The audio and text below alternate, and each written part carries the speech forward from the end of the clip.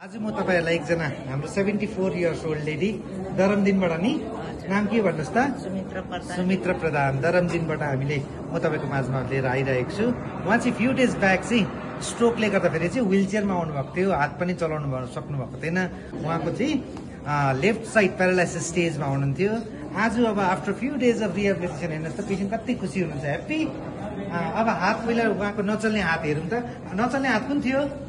मुठी गर्नुहोस् त, मुठी गर्नु त, भेरी गुड। मुठी खोल्नु त, भेरी गुड। मुठी गर्नु, भेरी गुड। हेर्नुहोस् त, एउटा डिटर्मिनेसनबाट फिजियोथेरापी गर्यो भने के हुँदो रहेछ नि, राम्रो हुँदो रहेछ। अन्त ह्याप्पी, आर यु ह्याप्पी?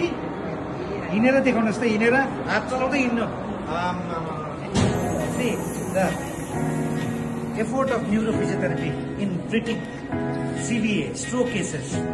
मजाले लेफ्ट राइट यहाँ थम्सअप दिनु, थम्सअप दुइटै हातले यो पनि गर्नु पर्यो नि त हौ। ल